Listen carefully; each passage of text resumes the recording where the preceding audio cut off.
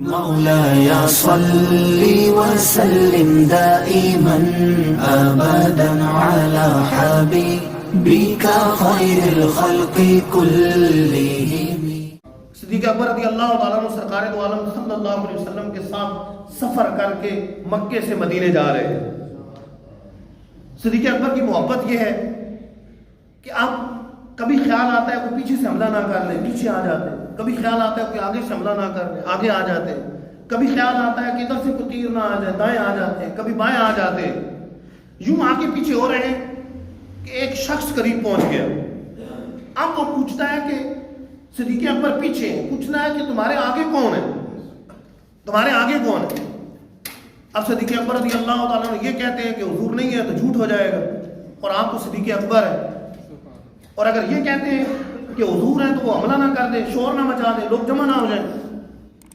قربان جو صدیق اکبر رضی اللہ تعالیٰ عنہ کی فہم و فراست پر، ان دنوں عرب کا رواج تھا جسے راستہ پتہ نہ ہوتا تو اپنا کوئی شخص لے لیتا اجرت پر، اسے اپنا ہادی بنا لیتا کہ یہ ہادی ہے میرا، مجھے راستہ دکھانے والا ہے۔ آپ نے جواب دیا، اگلا سمجھ بھی نہیں پایا اور سچ کا سچ رہا۔ کہتے ہیں رجل یہدی السبیل، یہ وہ شخص ہے جو میرا ہادی، مجھے ہدایت دینے والا ہے، مجھے راستہ دکھانے والا ہے۔ سامنے والا سمجھا کہ یہ راستہ دکھا رہا ہے تو وہ تو یہ کہہ رہے ہیں کہ دنیا آخرت میں میرے ہادی، دنیا آخرت میں مجھے راستہ دکھانے والے، میری رہنمائی کرنے والے، مجھے ہدایت دینے والے، مجھے راستہ دکھانے والے۔ جب رات ختم ہونے لگی تو رات وقت گزارنا تھا، ظاہر ہے وہ رات کا وقت بھی اوپر گزارنا تھا، کہیں چھپ کے گزارنا تھا۔ تو میں جبل سور کے پاس یہ فیصلہ ہوا کہ اوپر ادھر آرام کرتے۔ تو صدیق اکبر رضی اللہ تعالیٰ عنہ سرکار دو عالم صلی اللہ علیہ وسلم کے ساتھ غار سور کے دہانے تک پہنچ۔ بعض روایات میں ہے کہ صدیق اکبر نے عرض کیا کہ حضور میرے کندھے پہ سوار ہو۔ حضور نے اس عرض کو قبول کیا اور صدیق اکبر کے کندھے پر سوار ہو سرکار دو عالم صلی اللہ علیہ وسلم، اور صدیق اکبر کندھوں پر سوار کر کے غار سور کے دہانے تک پہنچ گئے۔ آج بھی جو لوگ جاتے ہیں اور غار سور کی زیارت کی ہے تو جوان آدمی بھی جائے، کچھ پکڑا ہوا بھی نہ ہو تو راستے میں کتنی مرتبہ پانی پیے گا، رکے گا، ٹھہرے گا، آرام کرے گا، پھر آگے جائے گا۔ اور کسی کو اٹھا کر اوپر لے جانا، یہ یقیناً صدیق اکبر رضی اللہ تعالیٰ عنہ کی حضور سے کامل محبت کا نتیجہ ہے۔ ایسے کام محبت کرواتے کہ سرکار دو عالم صلی اللہ علیہ وسلم کو کندھوں پر سوار کر وہ غار سور کے دہانے تک پہنچ جاتے۔ پھر سرکار علیہ السلام سے محبت، اتنی محبت کہ پہلے حضور آپ داخل نہ ہو سکتا ہے اندر کوئی موذی جانور نقصان نہ پہنچائے، پہلے میں اندر جاتا ہوں۔ غار کے اندر گیا، صفائی کی، سوراخ مختلف دیکھے، کپڑا جو پاس موجود تھا پھاڑ کے لگا دیا، ایک سوراخ پھر بھی بند نہیں ہوا۔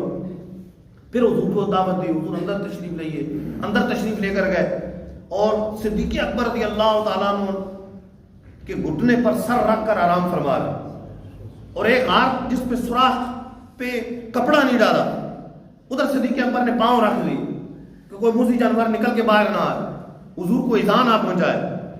تو ایک سانپ نے صدیق اکبر رضی اللہ تعالیٰ عنہ کے پاؤں پر ڈس لیا، جیسا کہ مشکات شریف کے اندر حدیث موجود ہے، ڈس لیا۔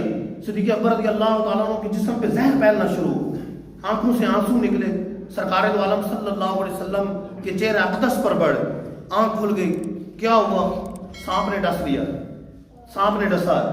تو سرکار دو عالم صلی اللہ علیہ وسلم نے لعاب دہن لگا کر صدیق اکبر کو شفا عطا فرمایا، سانپ کے زہر کا اثر ختم کر دی۔ لیکن صدیق اکبر کی جان ساری دیکھیں، انہوں نے تو حضور کی نیند پر اپنی جان قربان کر دی، حضور کی ناموس پر نہیں، حضور کی نیند پر اپنی جان قربان کر کہ حضور کی نیند میں خلل نہ آئے۔ سانپ پہلے سر مارتا رہا لیکن پاؤں نہیں ہٹائے، یہ جانتے ہوئے کہ موذی جانور، تو سانپ سے خود ڈسوا لیا گویا اور اپنی جان حضور پر نثار کر دی، حضور پر قربان کر دی۔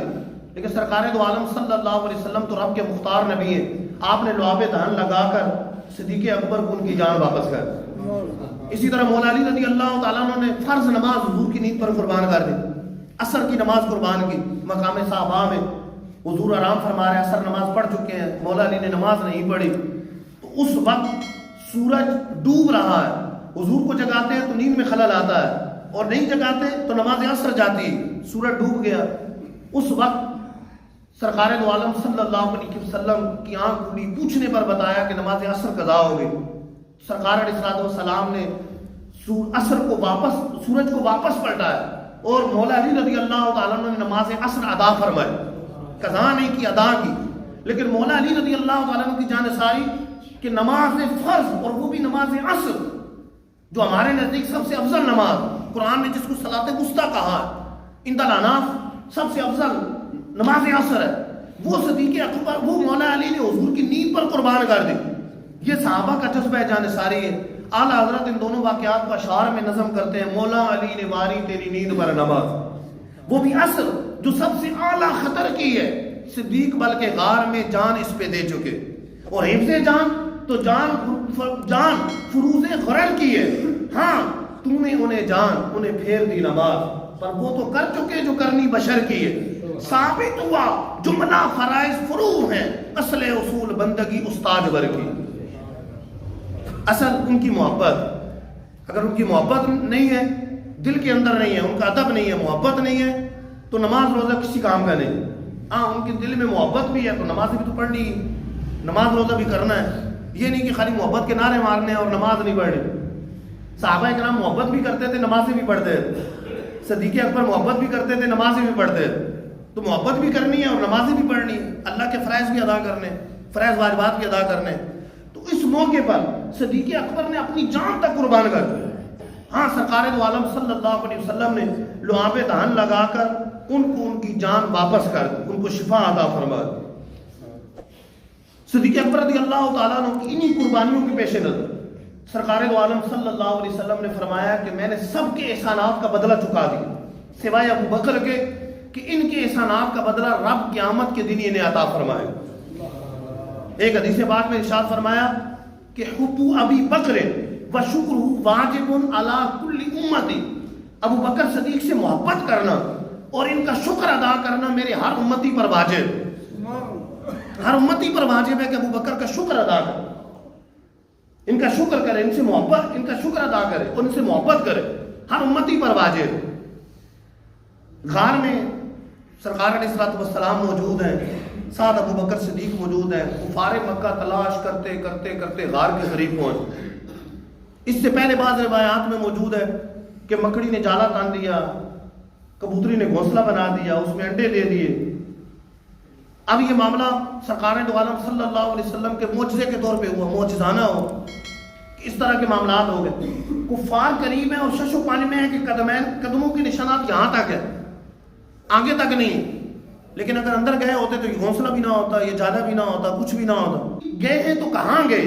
اس موقع پہ صدیق اکبر ڈر رہے کہ کہیں دیکھ نہ لیں، اگر سر جھکا کے دیکھتے ہیں تو نیچے سے نظر آ جائے، غار کو اتنی بڑی تو نہیں ہے، اوپر جانا ہے سامنے۔ تو اس وقت سرکار دو عالم صلی اللہ علیہ وسلم نے صدیق اکبر کو جو تسلی دی کہ غم نہ کرو، قرآن پاک نے اس کو ذکر فرمایا، قرآن پاک نے ذکر کیا۔ قرآن پاک نے کس انداز سے ذکر کیا؟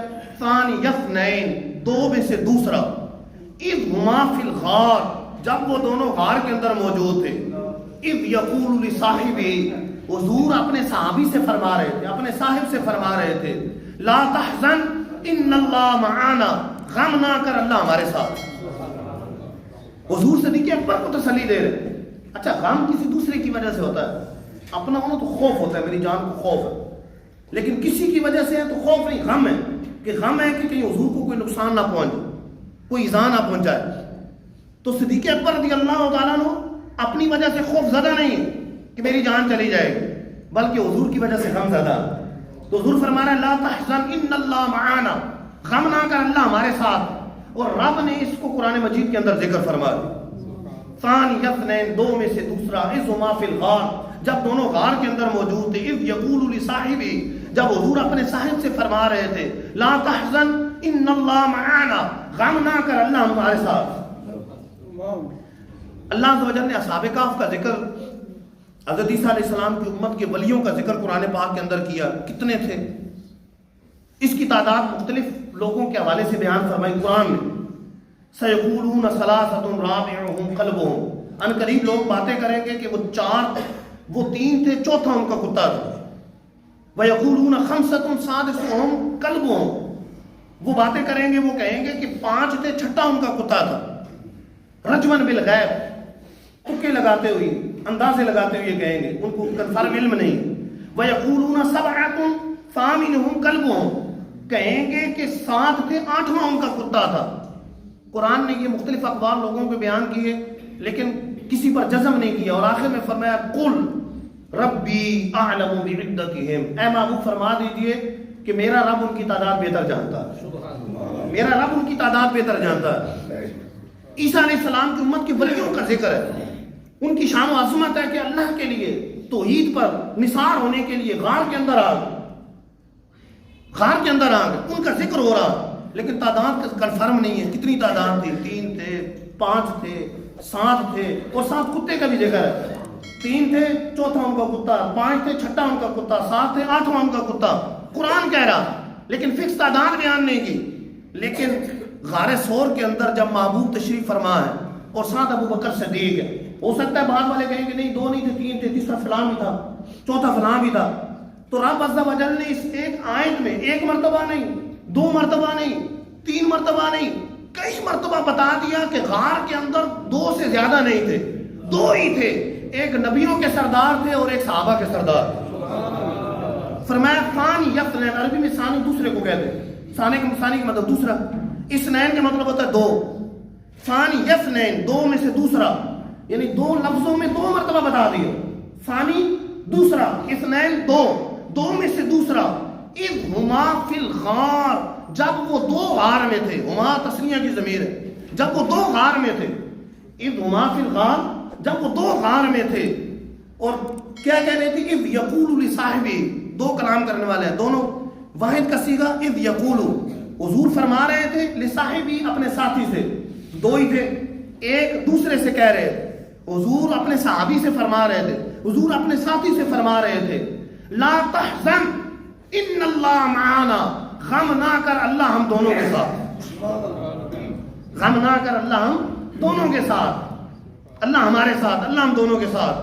تو کتنی مرتبہ بتا دیا کہ غار کے اندر کوئی تیسرا فرد نہیں تھا. غار ثور کے اندر نبیوں کے سردار تھے اور صحابہ کے سپہ سالار تھے. صدیق اکبر تھے، سرکار دو عالم صلی اللہ علیہ وسلم کی ہستی تھی اور صدیق اکبر کی ہستی تھی. غار کے اندر دوست کے لیے عربی کے اندر مختلف لفظ استعمال ہوتے ہیں، جلیس، رفیق، خلیل، حبیب، مختلف لفظ استعمال ہوتے ہیں. یہاں فرمایا اذ یقول لصاحبہ، اپنے صاحب سے فرمایا، اپنے صاحب سے فرمایا، صحابی سے فرمایا. یہ نہیں فرمایا اذ یقول لجلیسی، اذ یقول لرفیقی، اذ یقول لحبیبی، اذ یقول لانیسی، نہیں، بلکہ فرمایا اذ یقول لصاحبی، اپنے صاحب سے فرمایا، تاکہ پتہ چل جائے کہ صدیق اکبر حضور کے ساتھی بھی ہیں اور حضور کے صحابی بھی، صحابی بھی. اس لیے علماء فرماتے ہیں باقی صحابہ کی صحابیت احادیث اور کتب سیر سے ثابت ہے، کتب تواریخ سے ثابت ہے. اور قربان جاؤں صدیق اکبر کی صحابیت پر کہ آپ کی صحابیت قرآن مجید سے ثابت ہے.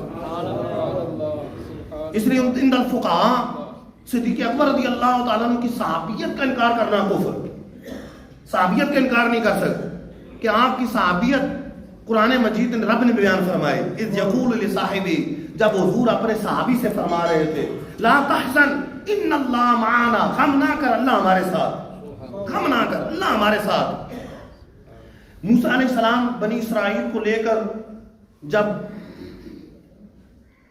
فرعونیوں سے بچتے ہوئے وہاں سے نکلے تو سامنے دریا، پیچھے فرعون کا لشکر. اب اس صورت کے اندر بنی اسرائیلی گھبرا گئے کہ اب کیا بنے گا، آگے جاتے ہیں تو موت ہے، پیچھے جاتے ہیں تو موت. اس وقت موسیٰ علیہ السلام نے ان کو تسلی دی، اور تسلی کے لفظ یہ ہے ان معی ربی، بے شک اللہ میرا رب میرے ساتھ، بے شک میرا رب میرے ساتھ. یہ نہیں کہا ہم سب کے ساتھ، ہم سب کے ساتھ نہیں، فرمایا میرا رب میرے ساتھ.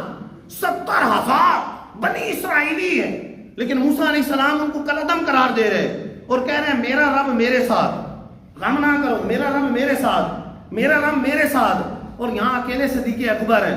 حضور یہ نہیں فرما رہے اللہ میرے ساتھ ہے، فرمایا اے صدیق غم نہ کر، اللہ ہم دونوں کے ساتھ۔ گویا کہ صدیق اکبر کا پلہ وہ 70,000 بنی اسرائیلیوں سے بھی بھاری ہے کہ 70,000 ہیں، ان کے نبی پھر بھی ان کا ذکر نہیں کر رہے، اور صدیق اکبر اکیلے ہیں، حضور پھر بھی ان کا ذکر فرما رہے کہ غم نہ کر، اللہ ہم دونوں کے ساتھ۔ اللہ تعالیٰ ہمیں تمام صحابہ کی سچی محبت عطا فرمائے، صدیق اکبر کی سچی محبت عطا فرمائے، دیگر صحابہ کی سچی محبت عطا فرمائے، اہل بیت اطہار کی سچی محبت عطا فرمائے، ان ہستیوں کی پیروی کرنے کی توفیق عطا فرمائے، ان کی اتباع کرنے کی توفیق دے، آمین بجائے خاتم النبیین۔